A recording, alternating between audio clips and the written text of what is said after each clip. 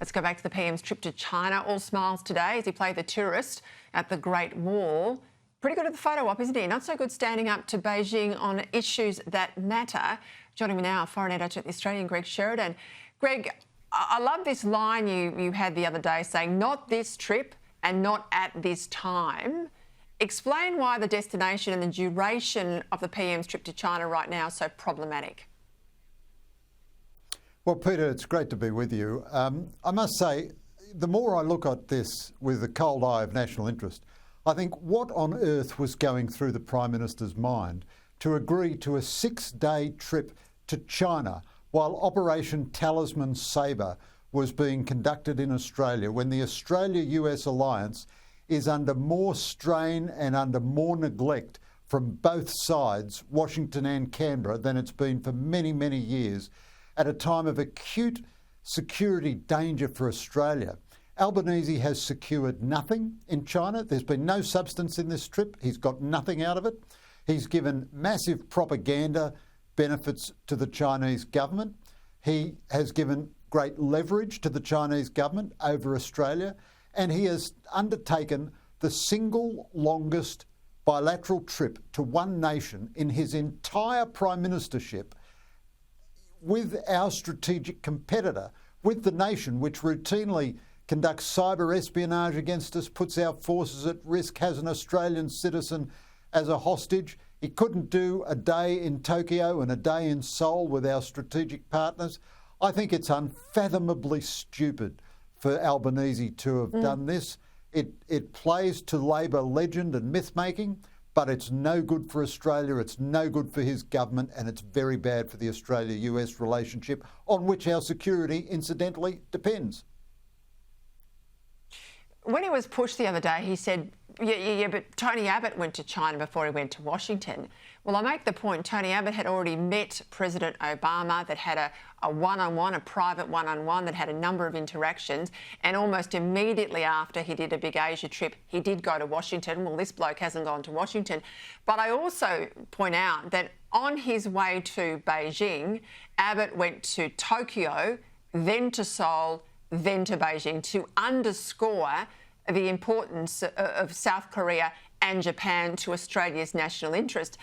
And you're right about your point about Talisman Sabre, but you and I know how the system works. He would have sat down with PMNC in May after he won the election. They would have said, oh, Prime Minister, here's all your options before the end of the year and all the summits you might want to go. He says, well, in addition to all of that, clearly, I want a trip to China.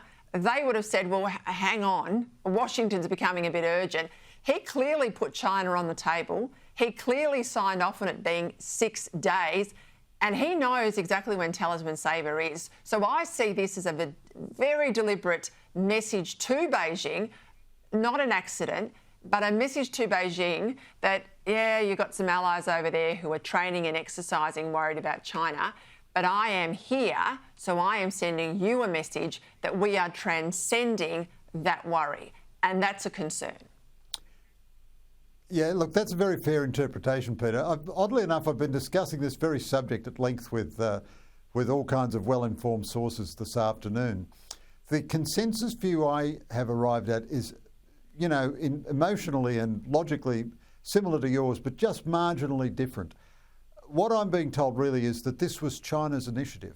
I mean, you don't get to see the Chinese president at a time of your choosing. You get to see the Chinese president at a time of the Chinese president's choosing. And they knew exactly when Talisman Sabre was on, and they were delighted to welcome Albanese and flatter him at the time of Talisman Sabre. Now, they've got a great deal out of this trip, and Albanese has got nothing.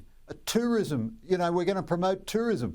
We're going to make green metal in 2060 at a huge premium, and China's going to buy it because of their commitment to net zero. Well, give me a break. I'd like to sell the government the Harbour Bridge about 28 times over if it believes nonsense like that.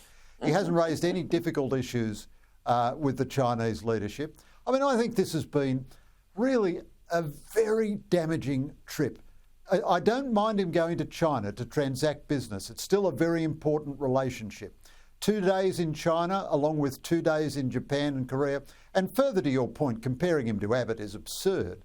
But also, these are different times. This is a different China, 1,000 times more aggressive, and a different American relationship, much more difficult. Trump is difficult to manage. Not all the fault is Albanese's, but Albanese is not managing him at all. Not at all. Not at all. Just on that, let's go to these meetings by Malcolm Turnbull. I now say meetings in plural terms that he's had with Eldridge Colby. He's the Undersecretary, of course, for Defence. What's the play here, Greg? Well, I think there is a danger of overinterpreting this.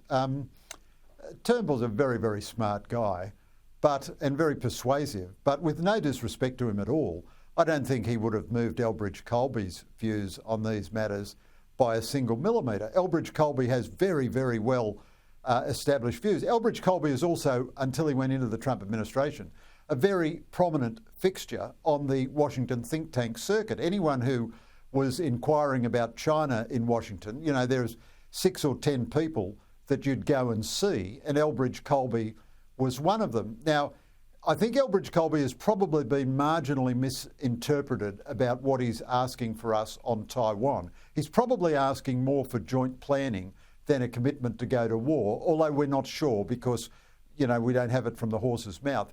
But all the other questions that Eldridge Colby is asking about AUKUS are valid questions. And they're critical of his own nation. They're saying, we Americans are not building enough nuclear submarines. Now, we had 4 years of Biden and now we've had, 8 months of Trump, and they still haven't increased the tempo of their submarine building. This is a big American failure in AUKUS.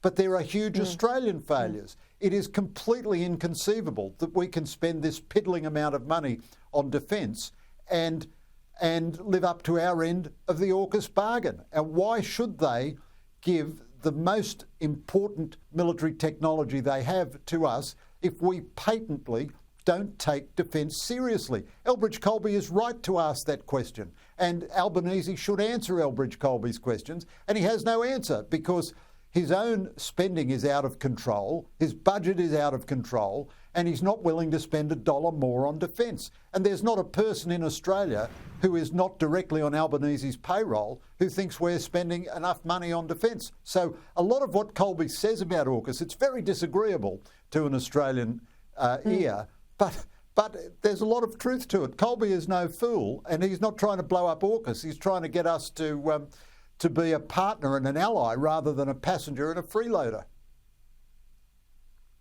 I'll leave it there, Greg, but I tell you, if you've been ringing around getting the inside drum on what happened behind the scenes in relation to this trip, we're going to read your columns coming up in the Australian with interest. And right on cue, we've got the Prime Minister there landing in Chengdu. This is his last stop before he heads back to Australia. And of course, Parliament returns, federal Parliament returns next week, formally sitting on the Tuesday, but there'll be events on Monday. Thanks, Greg.